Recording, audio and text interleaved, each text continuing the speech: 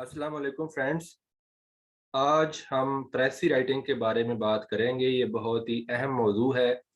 English प्रेसी and composition के paper का सबसे पहला क्वेश्चन होता है, और ये अगर आपने अच्छे तरीके से अटेम्प्ट कर लिया तो ये आपकी जो लैंग्वेज के ऊपर कमांड को रिफ्लेक्ट करता है और एग्जामिनर के ऊपर आपका एक अच्छा इंप्रेशन भी छोड़ता है। अच्छा, इंग्लिश प्रेसी एंड कंपोजिशन के पेपर की ख़ास बात ये है कि इसमें सिर्फ दो क्वेश्चन ऐसे होते हैं जो कि टाइम टेकिंग होते हैं, जिसमें एक प्रेसी राइटिंग है और दूसरा कंप्रीहेंशन है। दोनों के ऊपर टाइम लगता है, लेकिन जो बाकी क्वेश्चन होते हैं वो preposition, punctuation marks, analogy, translation, correction, idioms, pair of words, वो ऑब्जेक्टिव नेचर के होते हैं। यानी उस वो क्वेश्चन अटेम्प्ट करते हुए आप ज़्यादा टाइम नहीं लगाते। तो इन दो क्वेश्चन पे ज़्यादा टाइम लगता है और ख़ास तौर पे प्रेसी राइटिंग पे ज़्यादा टाइम लगता है। तो यहाँ पे एक ये सवाल भी होता है कि प्रेसी राइटिंग को कब अटेम्प्ट करना चाहिए। तो मेरे ख्याल में इसका जो रफ वर्क है, जिसमें रीडिंग देना है, जिसमें पैराग्राफ को समझना है, ये आपको पेपर के शुरू में करना चाहिए। और जब आप एक रफ ड्राफ्ट बना लें प्रेसी राइटिंग का, तो उस टाइम फिर आप 2-3 ऑब्जेक्टिव नेचर के क्वेश्चन, जो करेक्शन हो, पेयर्स ऑफ वर्ड्स हो, इडियम हो, ट्रांसलेशन हो, वो कर लें ताकि आपके ऊपर प्रेशर रिलीज हो। और फिर आप जो फेयर ड्राफ्ट है प्रेसी का वो लिखना स्टार्ट करें।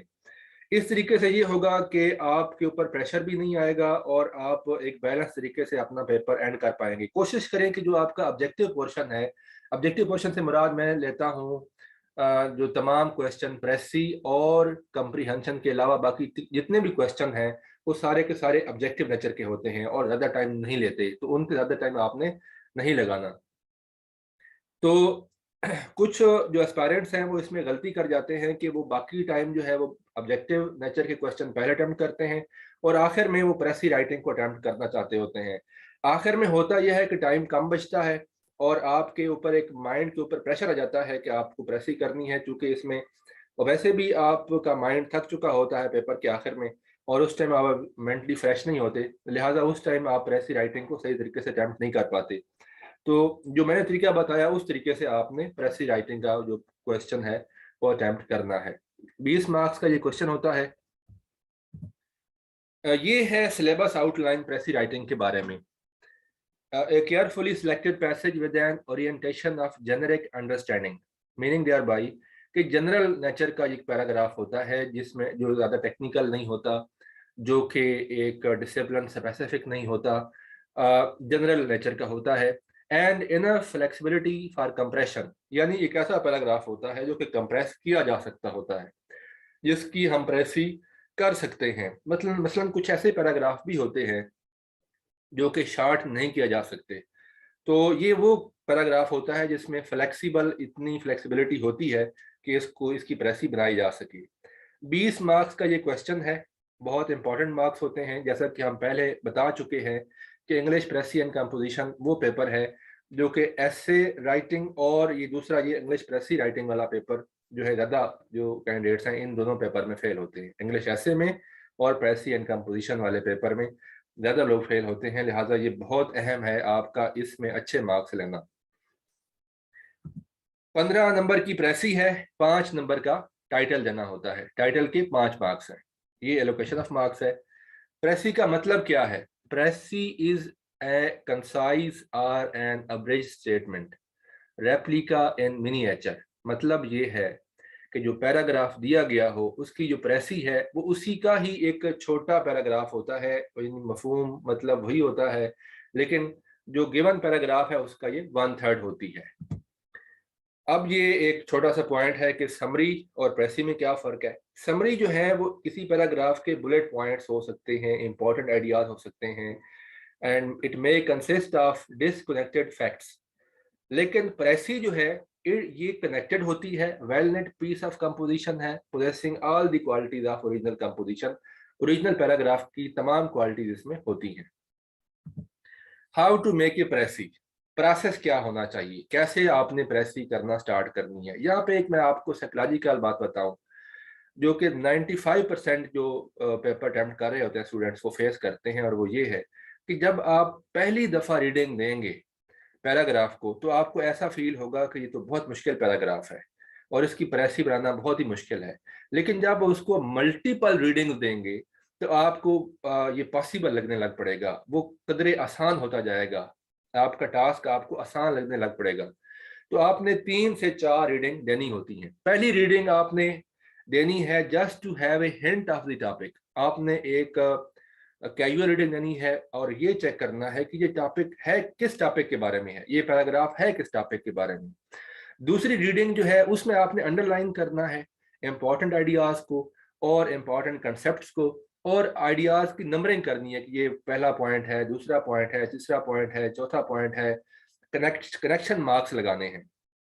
तीसरी जो रीडिंग है that should be the most intensive reading, जिसमें आप उसके इम्पॉर्टेंट पॉइंट्स को भी करते हैं, मजीद समझते हैं, जो जहाँ जहाँ पे कमी रह गई है कंप्रीहेंशन में उसको पूरा करते हैं, पूरी तरह कंप्रीहेंड करने की कोशिश करते हैं, और कनेक्शन बनाते हैं कि अच्छा ये पहली वाली बात आखिरी बात से मिल रही है, दूसरी बात तीसरी बात से मिल रही है।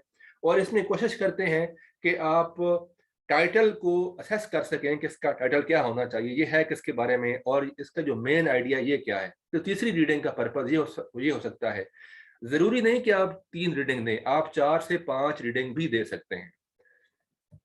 अब है देन नेक्स्ट स्टेज है start making a rough draft of the passage.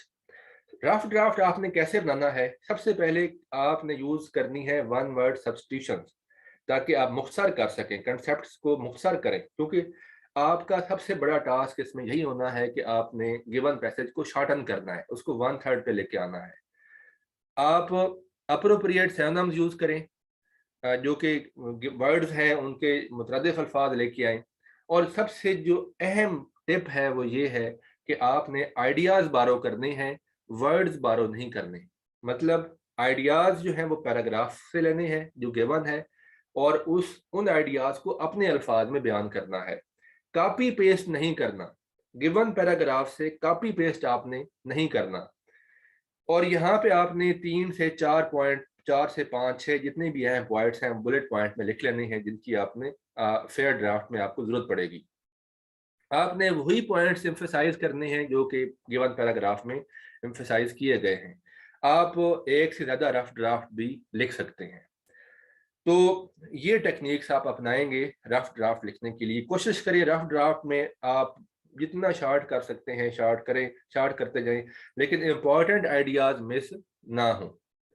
Again at the cost of repetition I would say कि आइडियाज आपने बारो करना है गिवन पैराग्राफ से, वर्ड्स आपके अपने होंगे, एक्सप्रेशन आपके अपने होंगे। इसके बाद आपने लिखना है फेयर ड्राफ्ट। फेयर ड्राफ्ट लिखते हुए आपने रफ ड्राफ्ट से फेयर ड्राफ्ट बनाना है, लेकिन इसमें कुछ चीज़ों का ख्याल रखना है, उनके ऊपर हम बाद में बात करते हैं। आखिरी बात कि don't forget to give the title for the passage. हमेशा टाइटल जरूर देना है, चाहे ना भी मांगा हो गया हो तो। अब हम बात करते हैं कि एक अच्छी प्रेसी आप कब लिख सकते हैं। सबसे पहले आपकी वोकैब बेस अच्छी होनी चाहिए। वोकैब बेस आपकी अच्छी होगी तो आप उसके 2-3 फायदे होंगे। एक तो आपका एक्सप्रेशन अच्छा होगा, आप अपने वर्ड्स में लिख सकेंगे जो प्रेसी है, आप आपके पास वर्ड्स होंगे एक्सप्रेस करने के लिए आइडियाज को। दूसरा, आप प्रेसी के लिए जो गिवन पैराग्राफ है उसको समझ पाएंगे, क्योंकि उसके अंदर मुश्किल वर्ड्स, अगर आप जितनी साउंड बेस होगी वोकैब की, आप उनके वर्ड्स को समझ पाएंगे जो कि गिवन पैराग्राफ में होंगे। फिर आप दूसरी चीज जो है वो है कि आपने कितना कंप्रीहेंड किया है, आपने गिवन पैराग्राफ को कितना कंप्रीहेंड किया, ये भी एक बेस है। तीसरी चीज ये है कि जो आपने फेयर ड्राफ्ट लिखना है वो कोहेरेंट होना चाहिए। उसकी जो आइडियाज हैं, जो आपने बातें की हैं, वो एक बात से बात निकली हो, लॉजिकल सीक्वेंस में बात हो, डिसजॉइंटेड सेंटेंसेस ना हो, इसको बोलते हैं कोहेरेंट राइटिंग। नेक्स्ट है कि एक प्रेसी की स्ट्रेंथ कितनी होनी चाहिए।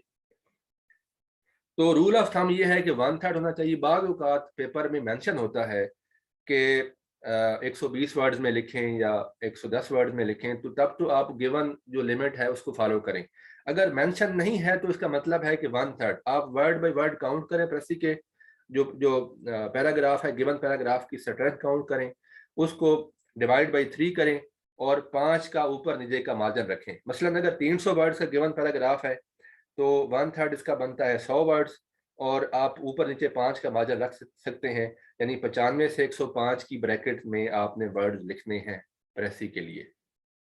तो होपफुली आपको समझ आ गई होगी स्ट्रेंथ की भी। अब है क्वेश्चन के टाइटल कैसे देना है। टाइटल जो है वो जनरल नहीं होना चाहिए, it should be specific, qualified and restricted to the passage given. For example, अगर एक टॉपिक है, एक पैराग्राफ है जिसमें आथर ने ये बताया है कि एजुकेशन से गुर्बत का खात्मा होता है, तो इसका टाइटल इस तरह नहीं देना कि जी एजुकेशन के फ़वाइद क्या हैं, या बेनिफिट्स ऑफ एजुकेशन, या education and poverty alleviation.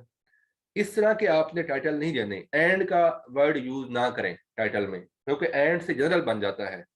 Education and poverty alleviation एक जनरल किस्म का बन जाता है।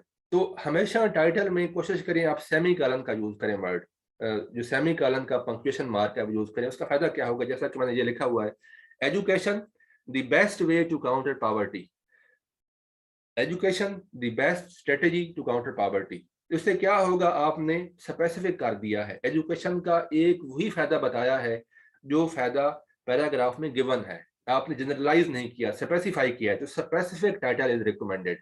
तो सेमी कॉलन का यूज जो है वो रिकमेंड मैं करता हूं इसके लिए।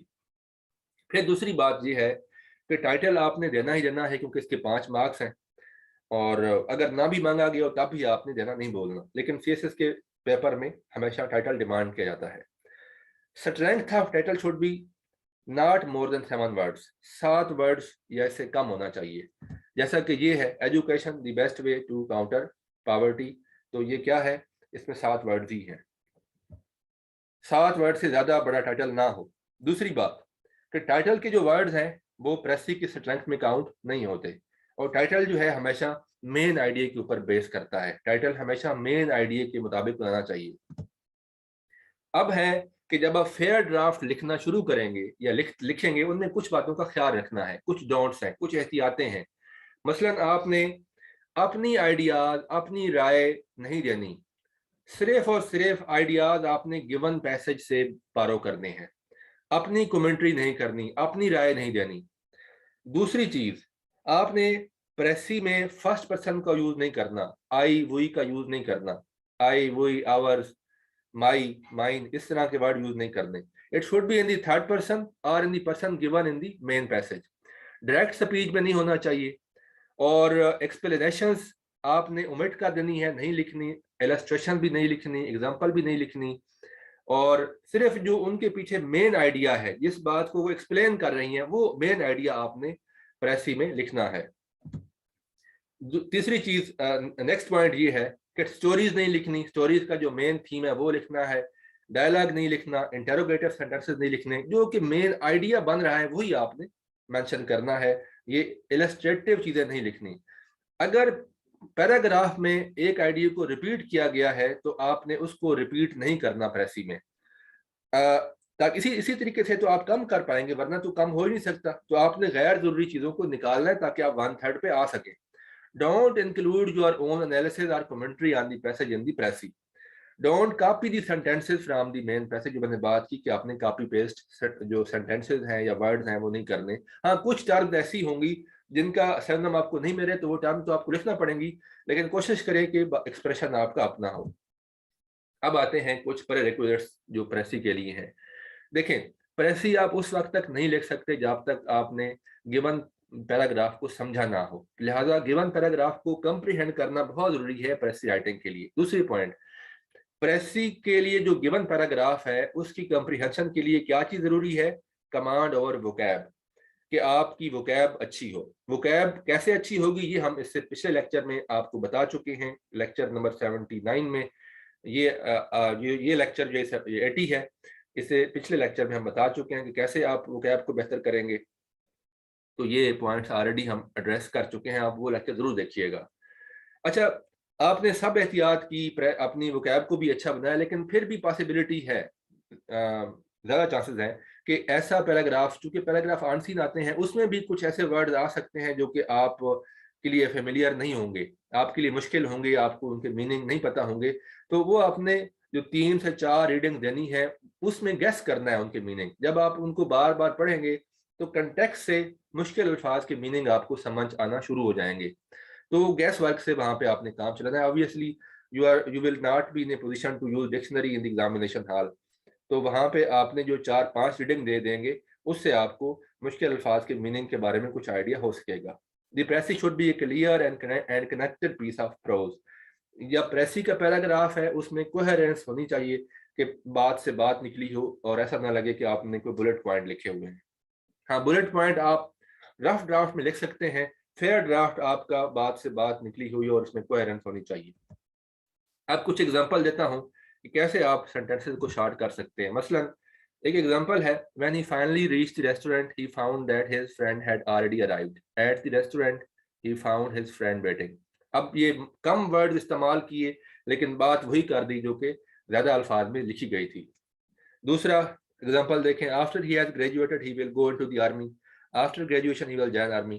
कम वर्ड्स में वही बात कर दी जो कि एग्जांपल में लिखी हुई है। My friend who is a native of Brazil is coming for a visit. My Brazilian friend is coming for a visit. Come word इस्तेमाल किए, बात वही कर दी। यानी कोई चीज ऐसी मिस नहीं हुई, स्पिरिट भी कायम रहा, एक्सप्रेशन भी वही है, लेकिन बात भी वही कर दी, लेकिन क्या किया, वर्ड्स आपने कम यूज किए। She entertained her friends in a gracious manner. In a gracious manner को उसने ग्रेशियसली के साथ वन वर्ड सब्स्टिट्यूशन के साथ कर दिया और कम वर्ड इस्तेमाल किए। तो ये है इसकी एग्जांपल्स। होपफुली ये लेक्चर आपको पसंद आएगा, आपको इससे फायदा होगा। Wait for the next lecture. Keep in touch, take care, अल्लाह हाफिज।